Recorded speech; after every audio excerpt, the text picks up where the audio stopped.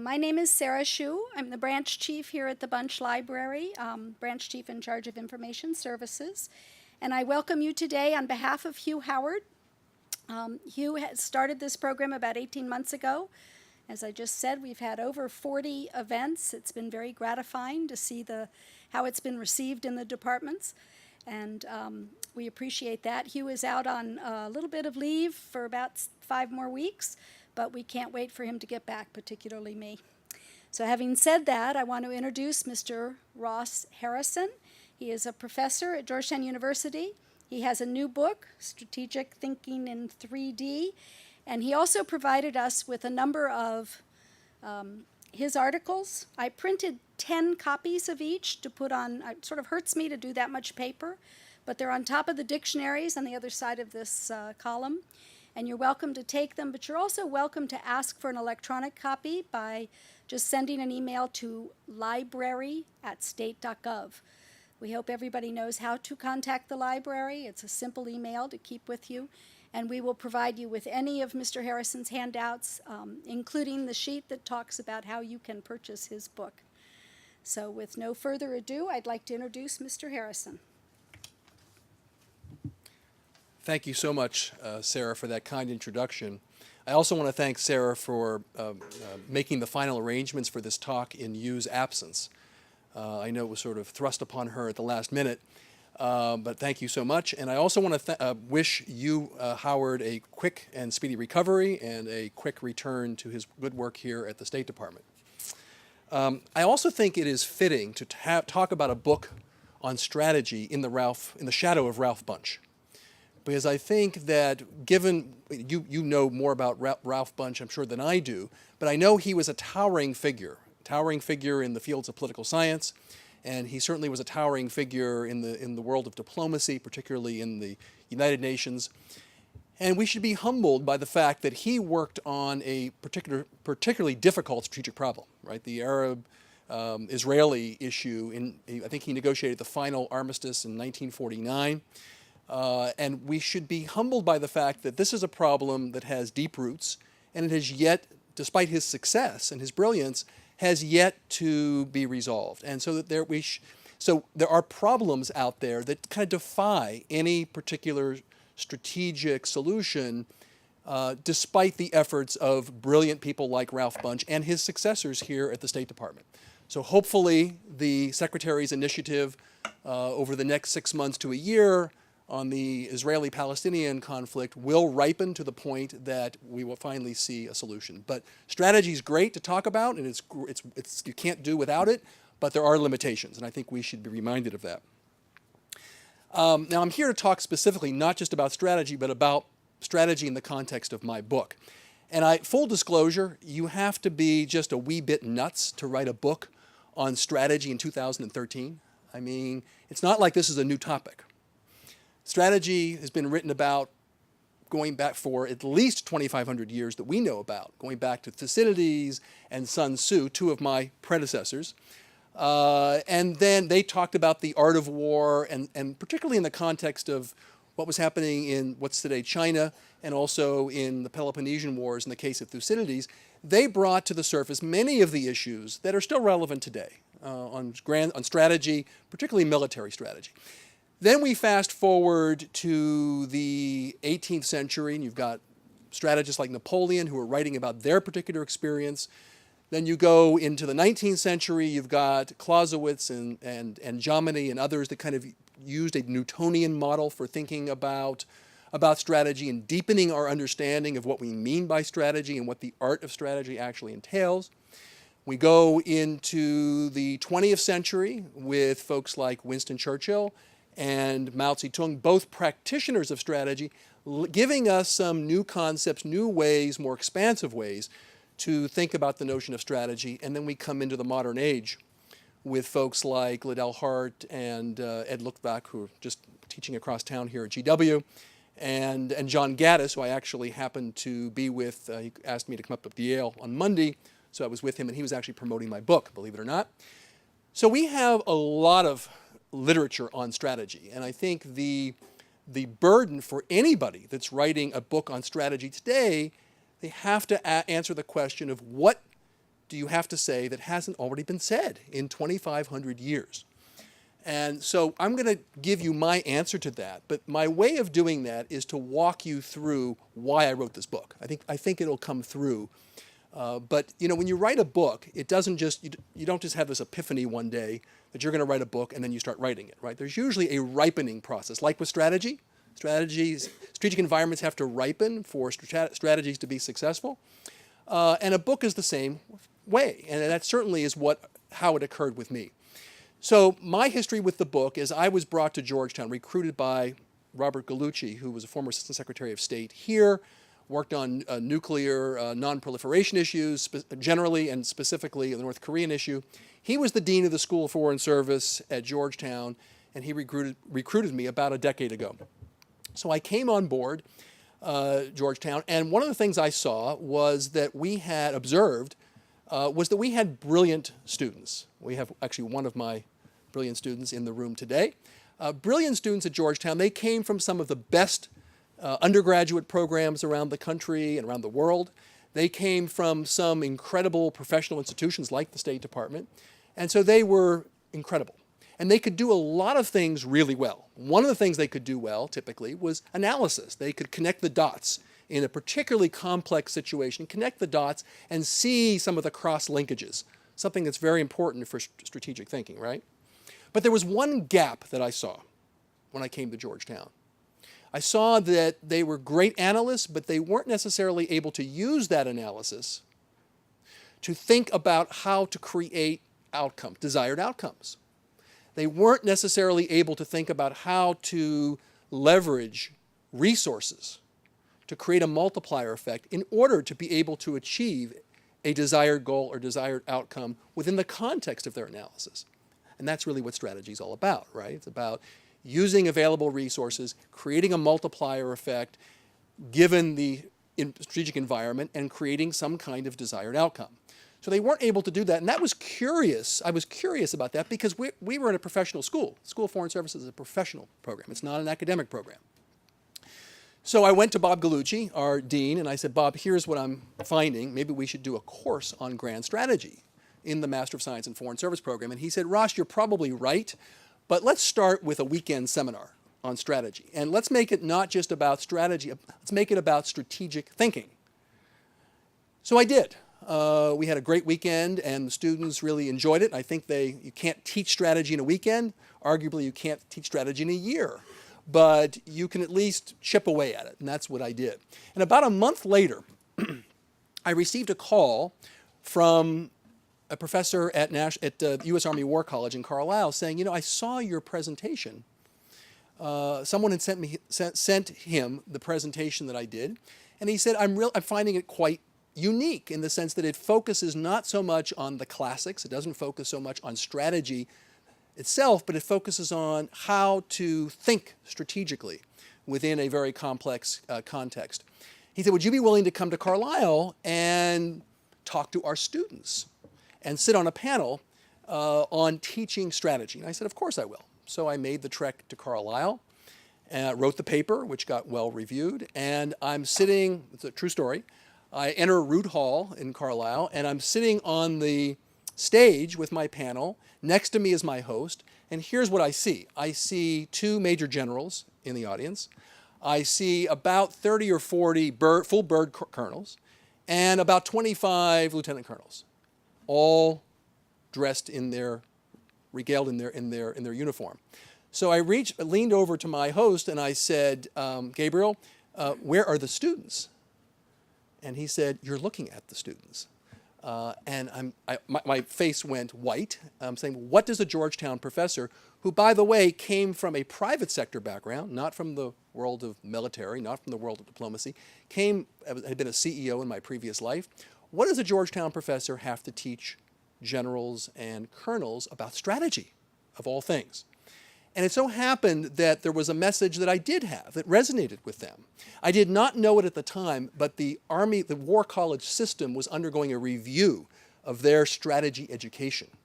And they understood they had some gaps. In fact, they had to do a report I actually went to the Hill, to the House Armed Services Committee, Ike Skelton's committee, at the time, to actually talk about where we thought some of the gaps were in the curriculum at the War College. So out of that process, we started to work together as a group.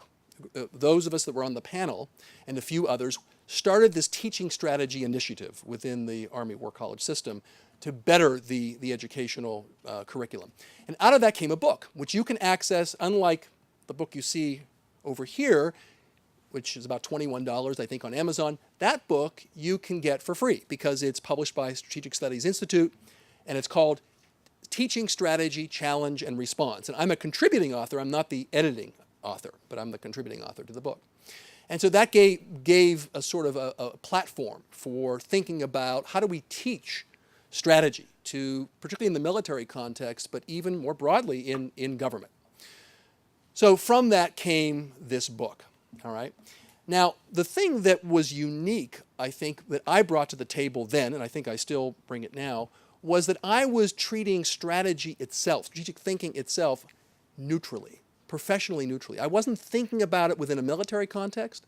I wasn't thinking about it within a statecraft context. I wasn't thinking about it in a business context. I was thinking about how do we create the linkages, the mental linkages, to think strategically. And that's really what this book purports to do, and I think does do. So I still really haven't given you the answer, the question that I posed, which wasn't a rhetorical question, which was, well, what do I have to add that hasn't been said before? Well, as you get ready to write a book, you have to go out and do a literature search and look at everything else that has been written about strategy. And I mentioned to you it goes back 2,500 years, so it was quite a task to do that. And I found one thing that shouldn't have surprised me, but kind of did. Almost all of it was written within a particular professional silo, a particular professional context. So you had the folks writing, some of them I mentioned before, Liddell Hart, Luttwak, Colin Gray, writing about military strategy. Okay, so there's that group of literature. Then we had people writing on, like Cass Freeman and Dennis Ross and others, some of them came out of this institution, who were writing on the art of statecraft, sort of diplomatic strategies. And then you had folks like Michael Porter writing about business strategies. And you might say, well, that's appropriate. What's the problem? Well, it's important since strategy is a practicable discipline, it is important to study it within the context of a particular profession. In fact, at Georgetown, I teach a course in business strategy, corporate strategy, and also teach a course in grand strategy. So it's important to do that, but here's the rub. Here's why that can be a problem. When you extract your insights about strategy from a particular organizational context and a current situational context, what happens is those concepts aren't particularly adaptable to where the organization needs to go in the future and where the external environment may go in the future, how the situation may change in the future. Think about your own document here, the first QDDR in 2010, right? It asks some of those questions, right? How is the State Department structured in terms of capabilities, in terms of how its departments and bureaus are organized, and is it equipped to handle the challenges, the new situations that are facing the United States and facing this group and this audience in the 21st century? And to some degree, I think the answer when you read the QDDR was yes, and some degree no. So strategy kind of is, if it's developed within a particular context, it becomes embedded in that context, and it's very difficult many times to use those same strategic concepts to push out beyond where we are today. So there's a utility in stepping back and saying, let's think about strategy, the basic principles of strategy first, and then let's apply them. Okay? All right, so what I'm going to do right now is sort of give you some of the insights from the book. At the end, I will just give you a really quick encapsulation of sort of how the book is organized. But let me start with the basic insights. And one of the main insights I've sort of already revealed to you. And that is that there are fundamental principles of strategy that are common to all strategic situations. Now, that's a bit of a provocative statement, right? Okay. because obviously there are significant differences between strategy practiced out of this building and strategy practiced in DoD or practiced in USAID as well, and in the private sector. Deep differences. So I'm not papering over those differences at all. They are profound and they are significant. But one of the challenges of getting us to think strategically and raise our game to the strategic level is to focus not on the differences first, but to focus on the common elements, because that's what is important, will help us sort of make sure that our gaze is at the strategic level, and that's what you want to be doing, and that's what almost any professional in any sector wants to do, is to be thinking strategically, even if they're not charged with doing strategy. Thinking strategically is a different task. Okay, so what are those common elements that I bring out in the book? One is the need to create leverage. All strategic situations require the need to create compression and leverage. Think about Apple Computer, or Apple in 1997 when it launched the first iPhone. It negotiated a very favorable deal with AT&T, unlike any deal that had pre-existed it. How did they do that? They did that because they had leverage, market leverage, brand leverage, and so forth. When we're talking, we have the talks going on, and I believe they're still going on. They started yesterday in Geneva on Iran. The idea here is to get the Iranians to do something they might not otherwise do. That requires leverage. When I say leverage, I don't necessarily mean force, but it means creating an asymmetric situation so that the adversary, or in some cases your ally, will do things that they otherwise might not do. So understanding leverage, first, the concept of leverage and how you generate leverage is important before you ask the question about what are the differences in how you do leverage in the State Department, DoD, or the business side. So leverage is the one common principle. The other is constraints, right? And we're under a particular set of constraints for the last couple of weeks because of what's happening on the Hill, or between the Hill and the White House. But even in more normalized times, we operate according to constraints. Businesses have finite resources, even large global companies, very well-heeled global companies like British Petroleum, ExxonMobil, Apple. They have deep pockets, but they operate according to constraints. And obviously militaries and diplomatic institutions like the State Department operate according to financial constraints, time constraints. Right? There's time constraints in terms of showing progress in a particular area before an election. On the diplomatic side, on the private sector side, it's to show progress before a particular milestone on the investor calendar. So all strategic situations operate with some constraint on time, resources, or space cases, right? That's a common principle. If we focus on that as a core concept, which is what I do in the book, then we have some kind of leverage to be able to then apply it in particular situations. The need to create a multiplier effect.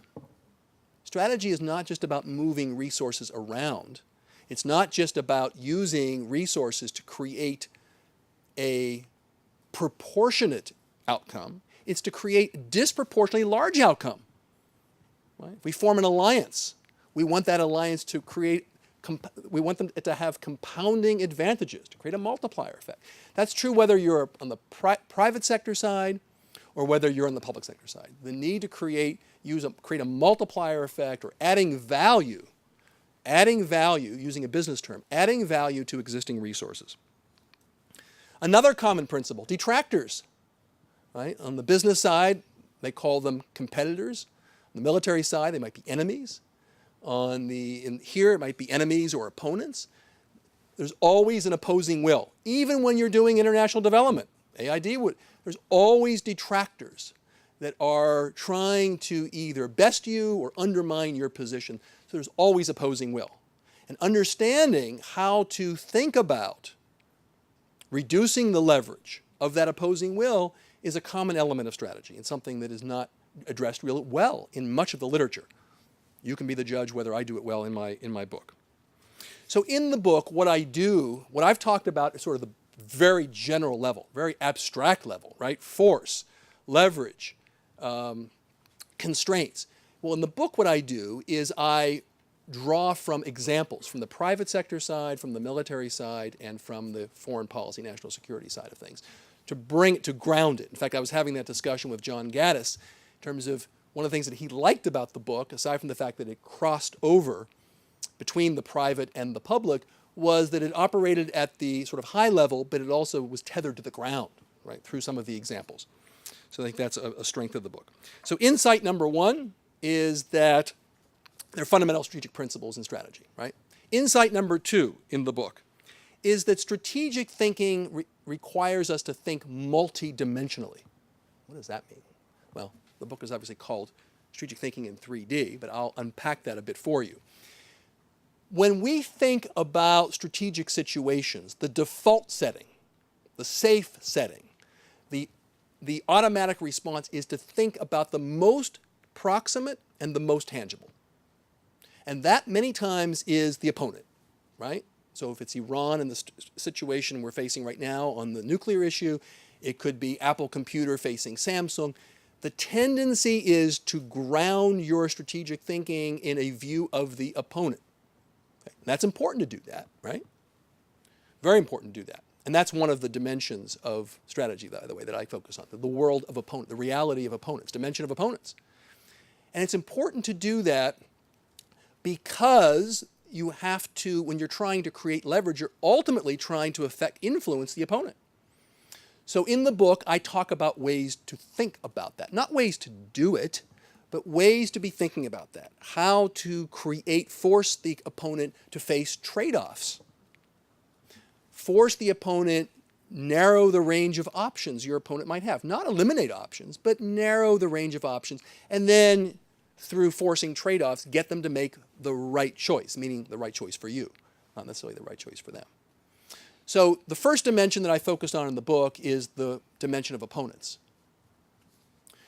But you can't stop there because your competition with an opponent, whether it be a competitor in the business side or an enemy on the foreign policy or military side, that competition does not take place in a vacuum. It takes place in a context, right? Almost like a boxing match. You got two opponents, right? But the ring matters. The space matters. And that's true in foreign policy. It's true in business.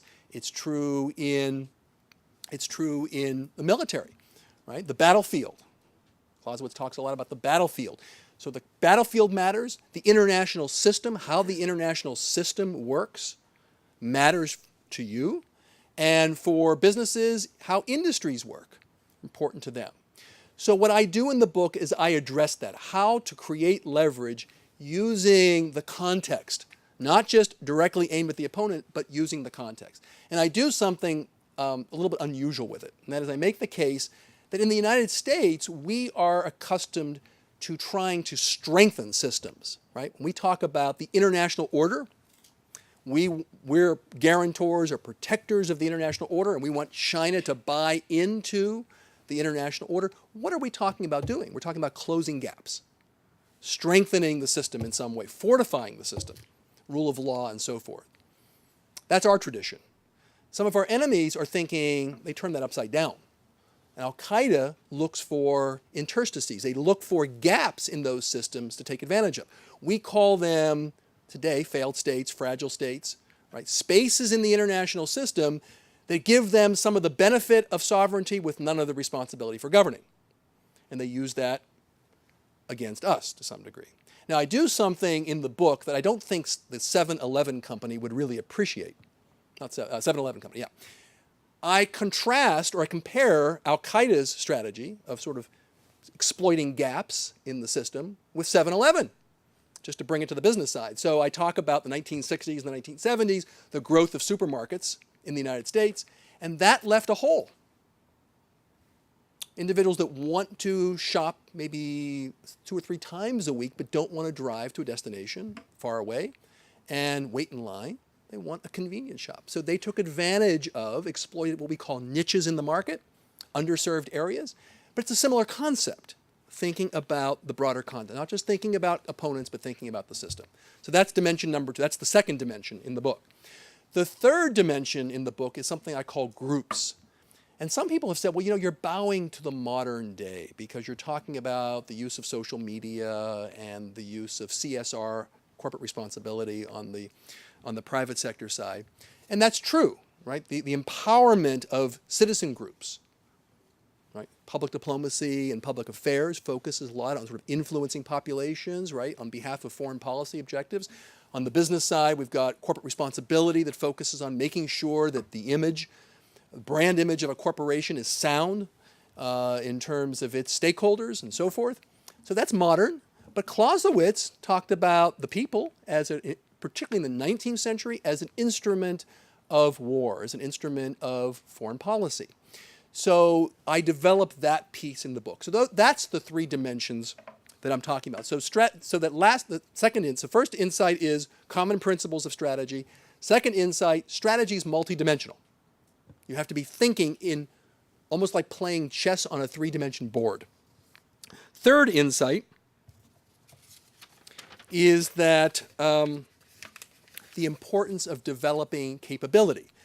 I read the QTDR over last weekend, and one of the things that struck me was that a lot of the focus, rightly so, was on capability, not just on resources. There was discussion of new resources, right?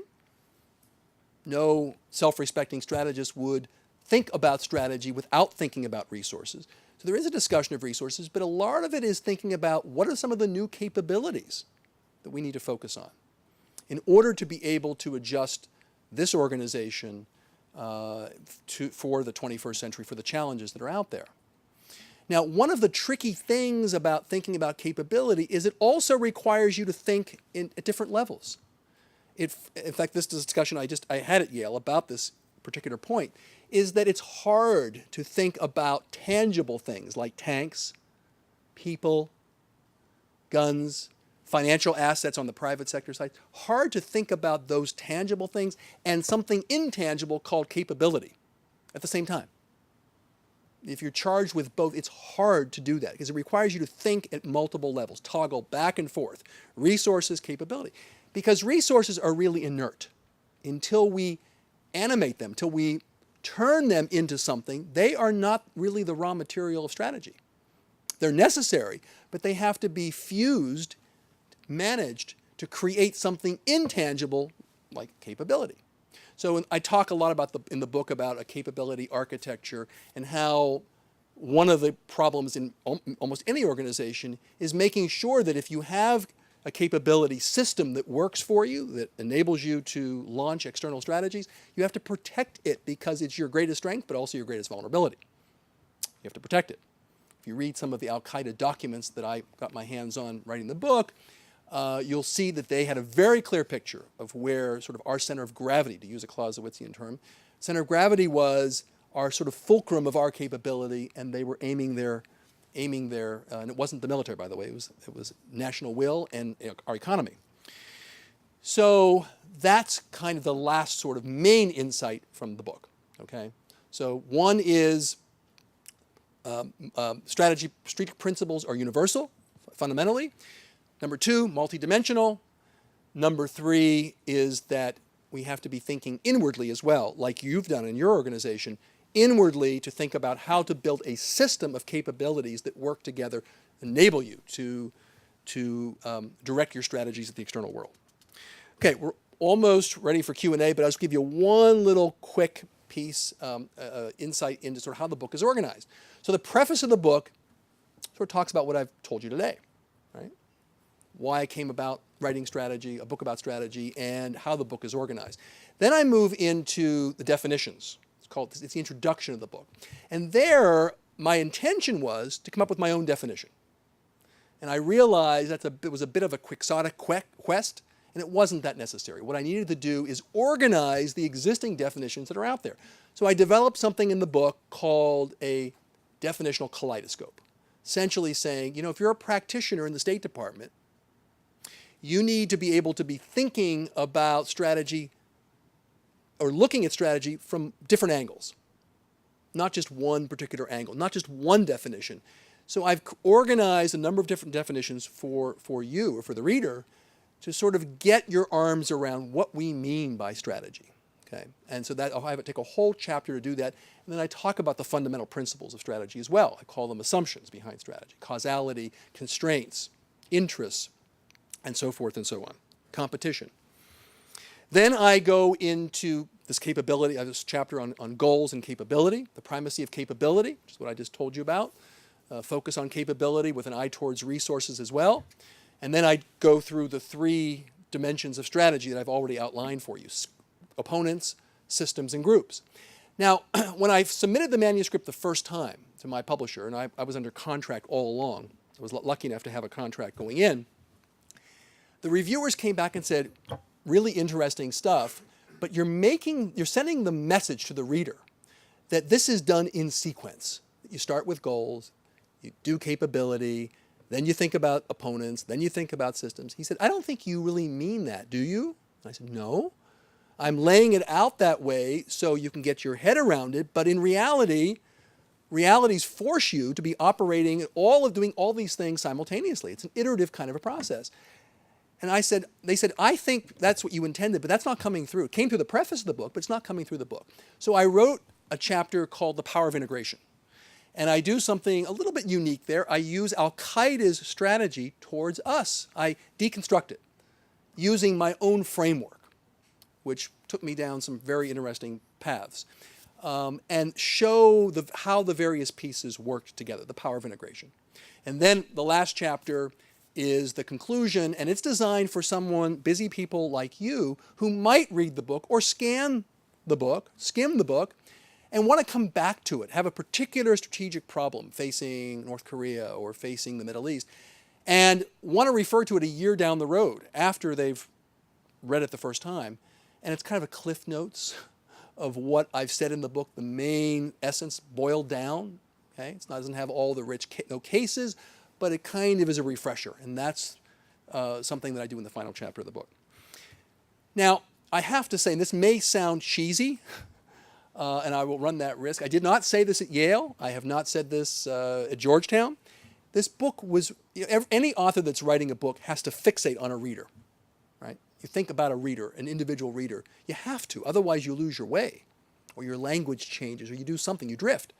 And believe it or not, I was thinking about you, okay? And I may say this to Carlisle next week, because I was also thinking about them, but I was thinking about you, somebody who, working with a fire hose of information coming in, and I'm sure have great strategic instincts, but aren't given the luxury to be able to sort of think about that information within a structural strategic context. So the idea was to provide a framework for raising your game and maybe even the institutional game at the time. So you can be the judge of whether I do that if you're interested in looking at the book. But even if you aren't interested, my purpose here today is not necessarily to sell books. I don't expect to sell a lot of books. But my interest really is to talk to you and give you, maybe whet your appetite about how to think strategically in a different way than maybe you were accustomed to in the past. Thank you very much.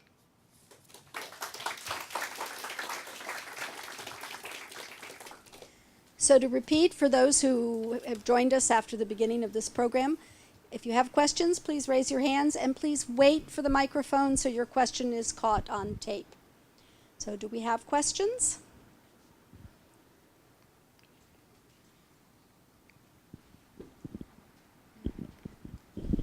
First of all, thank you. That was that was wonderful. Really appreciate it. My question deals with having had a business and seeing the world at large and how it works. You have this wonderful plan. It's almost like we plan, God laughs. What do you do when that technology comes out? I read something this morning, Google, the thing that's going to put it out of business, the atom bomb. These wonderful technology achievements that can throw your business into chaos in like a minute. How do you plan for that potential problem analysis? I don't think you can plan for it. Actually, there's a wonderful phrase that a plan is worth nothing. It's the planning that is worth something. So it's the discipline of thinking about what may happen in the environment. Reality will never unfold the way you expect it to unfold. So there's always going to be black swans, right? Black swans out there, unexpected things that'll happen that may have low probability, but if they do happen, high impact. That's true in any kind of a strategic situation. In fact, in the book I say, if you expect this to be a manual for how to do strategy, you will be disappointed because there is no manual for the exact reason that your question kind of reveals. And that is that regardless of what kind of a strategy you think of a priori, in advance of a strategic situation, there's always reality is messy. And to go further, the minute you take an action, you're changing the strategic environment in some way, in unexpected ways, unintended consequences, sometimes in good ways and sometimes in ways that aren't so helpful to you. So the idea behind thinking strategically is to think about possible scenarios for the environment and think about whether your strategy is robust enough to handle a number of different scenarios, even if reality really isn't going to resemble any of those scenarios. And there are times where, in the book I make a statement that strategy is both like fencing and like playing billiards, right? And the fencing piece is just like that, thinking on your feet. Having a mental image of where you want to go, that's what the book kind of encourages. Having a mental image where you want to go and how you're going to get there, but being quick on your feet, like you would in a duel. And then strategy is also like playing pool, playing billiards, the system strategies that are aimed at the system. You're trying to pocket one actor or opponent by focusing on another, right? When we were looking at, right after President Obama was elected, there was initiatives towards Syria. What was the Syria initiative? It was to pull Syria a bit away from Iran, right? That's kind of like playing billiards. You're trying to influence Iran by aiming actions at Syria. So the problem you raise is, it's not a new problem, by the way. Clausewitz and Sun Tzu talk about it, the imponderables, the fog of war, right? And there is unfortunately, I don't have a great answer for you, other than if you have a strategic frame of reference, you will be better off to deal with that than if you don't. That's a great answer. Thank you. Thank you.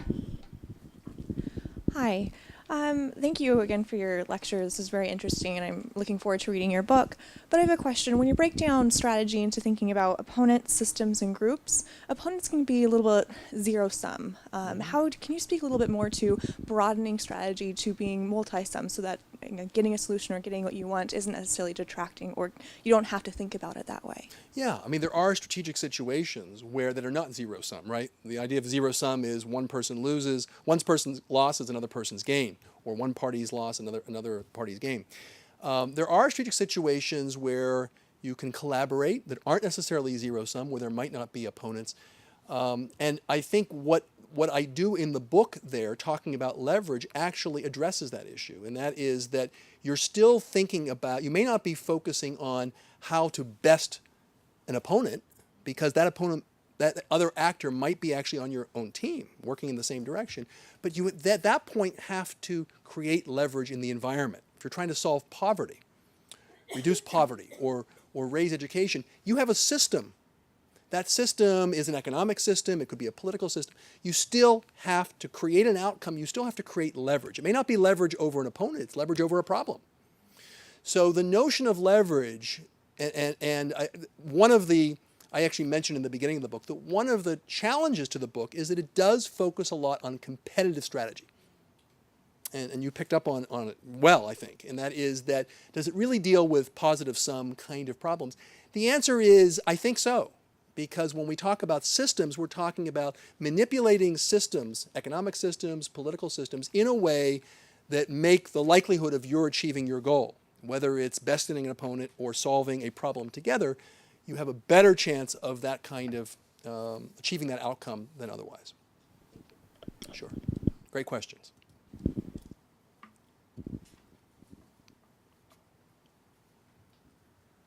Anyone else?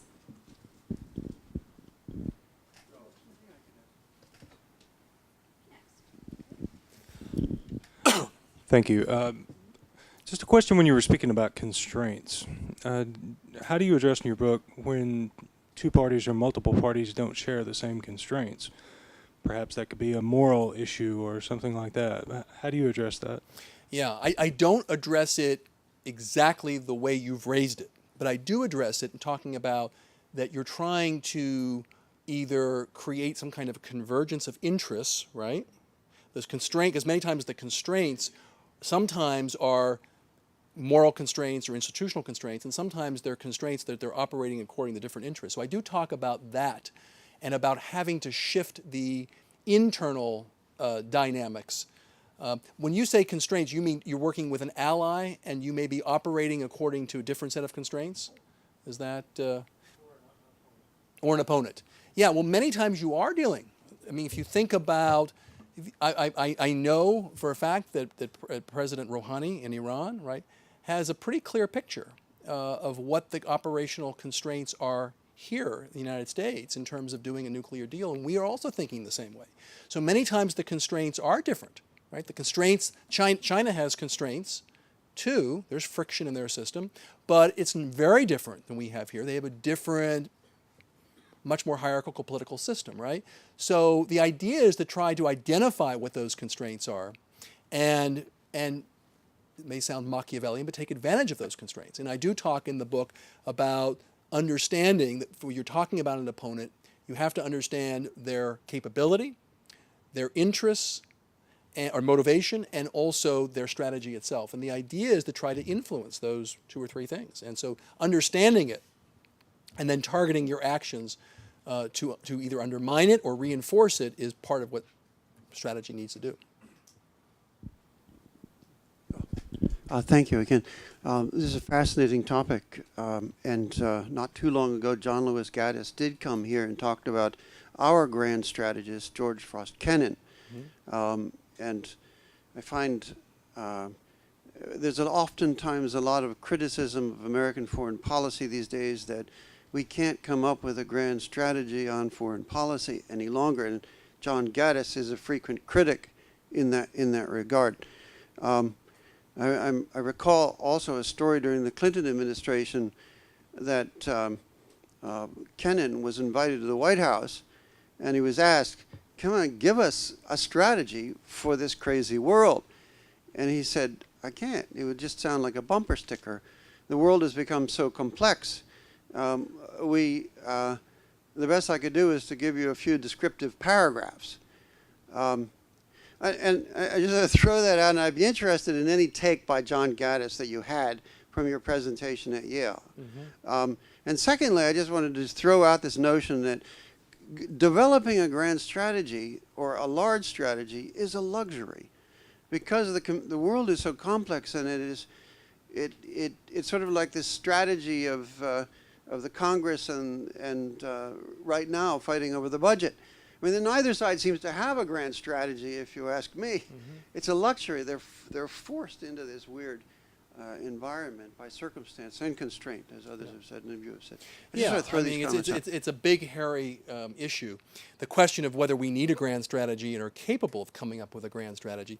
Sometimes, I mean, when you think about grand strategy, right, the idea behind grand strategy, whether it exists in a country or for a business, is to think about the larger environment, the macro environment, and think about metatrends and megatrends and so forth, and then use all of the resources, whether they be military, whether they be economic, whether they be diplomatic, all the resources together on behalf of that particular effort.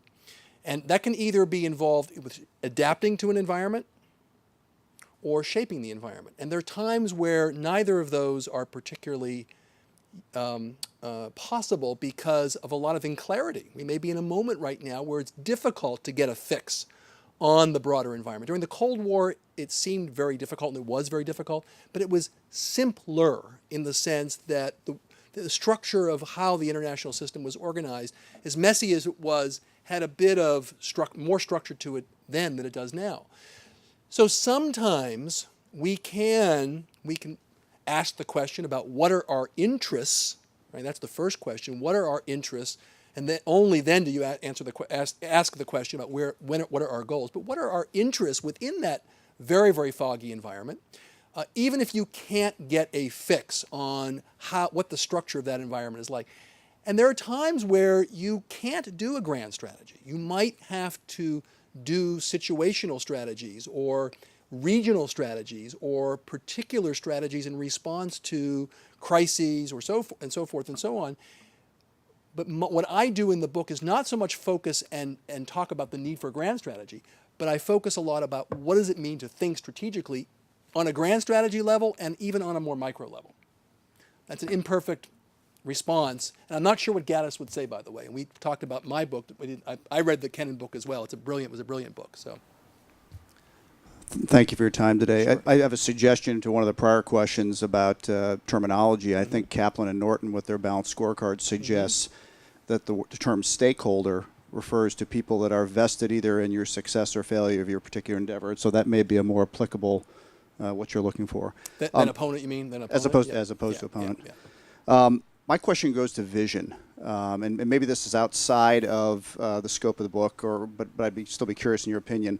So strategy, as organizations, as governments and whatnot develop a strategy, the importance and the criticality of leadership and vision to kind of set the stage for that. And you mentioned the Cold War, so that was a nice segue. Secretary Gates had suggested a number of years ago that one of the reasons we may have a problem in terms of countering al-Qaeda is we lack that kind of long-term enduring strategy as we had in the Cold War. And I think about President Reagan, and he expressed it in terms of, let me sum it up to you very simply, we win, they lose. So I'd be interested in your take on the importance of vision, the importance of leadership with respect to developing that strategy. Well, I mean, there's no replacement for leadership, and ideally leadership with vision. The problem with vision, particularly on the government side, you have to have a clear picture of what the environment looks like, and the vision is really kind of where you want to go with respect to that environment. So I think what's more important, going back to the al-Qaeda piece, is not so much the failure of vision; it's the failure of imagination. I think that was said actually in the report that came out after 9/11. It was the failure to imagine how an adversary could use.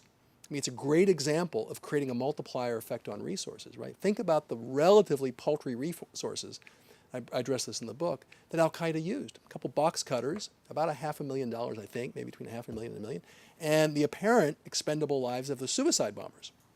Unfortunately, it took a lot of other lives with them. And think about the outsized outcome that actually produced on the U.S. economy, on our foreign policy, and so forth. Relatively, talk about a multiplier effect on resources. It was a huge multiplier effect. Well, that came from imagination. Not so much that we didn't have a vision. I'm not sure a grand strategy vision, frankly, would have helped us in that situation. But imagining our vulnerabilities and how an asymmetric party like al-Qaeda could do things that a nation state couldn't do or would need a military to do, required imagination, I think. And I think that's really important to strategy. Is being able to conceptualize that. And ideally, when I was writing the book, I was thinking about, does the book suppress imagination or does it encourage imagination? And I came to the conclusion, and I did have a conversation with John Gaddis about this, is that if you can lay out the broad principles of strategy, even though they may be simplified, 4 or 5 different moving parts, there's infinite number of ways to combine them. And that having those tools can, with the right person and the right institutional encouragement, can foster some creativity. So, hope that answered your question. Or read Tom Clancy, right? Thanks He just died, I believe. I think he just died, yeah. Thanks very much. I work in the Political Military Bureau, and part of our mission set is to bridge the dialogue between DoD and State Department. Right, and I used to be a military planner, and now I'm here at State, and my sense is that they, as you mentioned before, have very different conceptions of what strategy is. And the military seems very comfortable in a structured ends, ways, means, risk construct, whereas State Department is very comfortable in kind of a systems and multidimensional framework. So do you have any suggestions for how to work on kind of bridging that dialogue between two organizations that have very different conceptions of what strategy is? Well, I think they're actually complementary, can be complementary. I actually address in the book. I actually take the Art Lickey model of ends, ways, and means, right? The Art Lickey model came out of the U.S. Army War College is that strategy essentially is the calculated relationship between ends, ways, and means. And it's really simple and it's kind of nice. But there's a problem there, and then I'll relate it to the more systems approach. The problem with that is it suggests that strategy is linear. That what you do is you figure out what your resources are, and then you kind of match it with outcomes. And it gets the strategist, lulls the strategist to think about symmetry between resources and goals. And as I mentioned, we're faced in situations today where you have to use proportionally smaller resources to create very large outcomes. And what Licky says is in that situation, you've got huge risk. And my rejoinder to him is that not necessarily. The good strategies mitigate or at least try to manage some of the risk. So disproportionate relationship between resources and goals is something that strategy needs to cope with. But that conception is a very inward view of strategy, right? It's focusing on resources. What you're talking about taking place in the State Department is much more thinking about the external world, right? The systems piece. They're both important. Creating a multiplier effect on resources that you're getting from the planners in the military is a really important, as long as it's done with an eye towards multiplier effect, is a really important perspective. And that needs to be complemented with an idea that you're trying to create compounding advantages, again, a multiplier effect in the external environment. So I think they're complementary. And if they're viewed, I don't think there's a way to bridge the gap between them, because I don't think there is a gap. I think it's really putting them together on behalf of a strategic thought process. Anyone else? One way over, way in the back.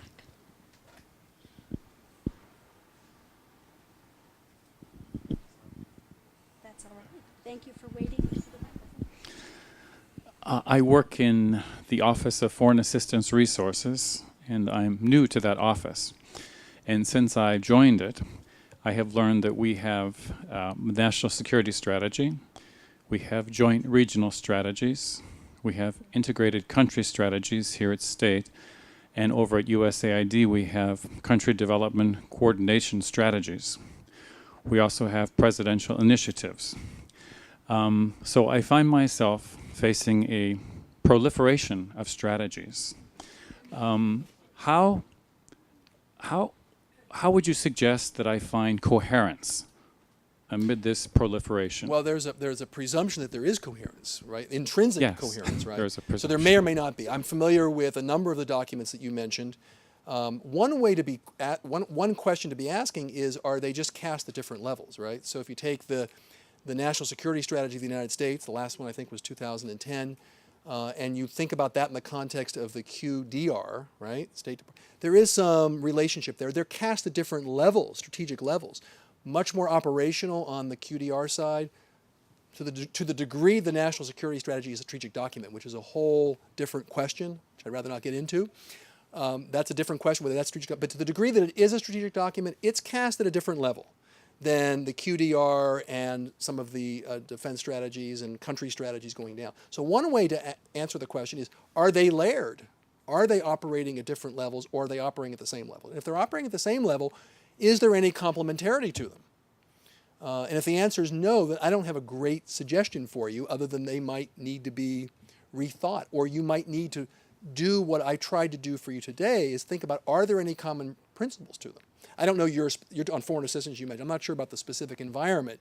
We can talk about it later if you'd like, but that's as good of an answer I can give you. Think about the levels of strategy, and whether each of those various reports and strategies are really strategy but cast at different levels, or whether in fact they actually are part of just a conflicting set of bureaucratic priorities, which does happen in any government and many times in businesses.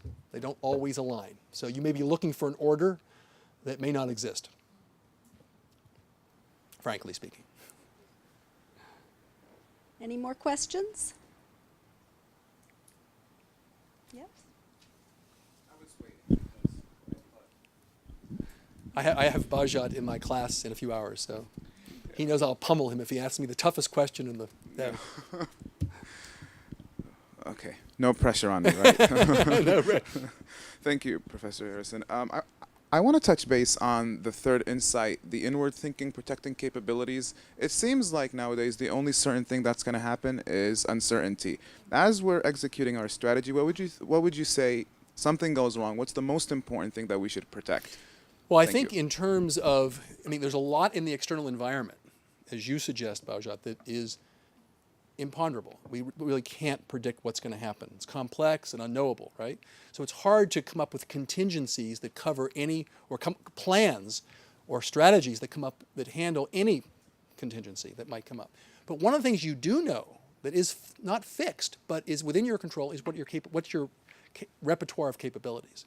And if you understand what your capabilities are today and how you want to adjust and shift them going forward, you can, to the degree you can, you need to understand, number one, that they can be your vulnerability, right? So, you know, the thinking about our economic system as a source of strength and a source of vulnerability, you can't shroud the entire economic system and protect it, right? But there are things that you can do. We're trying to do some of that today with our financial system, to make it more robust, more elastic, more margin for error, and those kinds of things. So capability is one of the things that you have within your control, or greater control of. In a big bureaucracy like the U.S. government, you don't have total control there either. But you have greater control about what's going on the inside, presumably, than you do on what's going to happen on the outside. Thank you. Great question.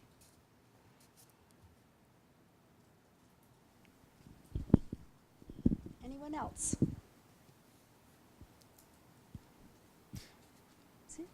All right, then let's thank Mr. Harrison for coming today. Thank you. Appreciate his talk.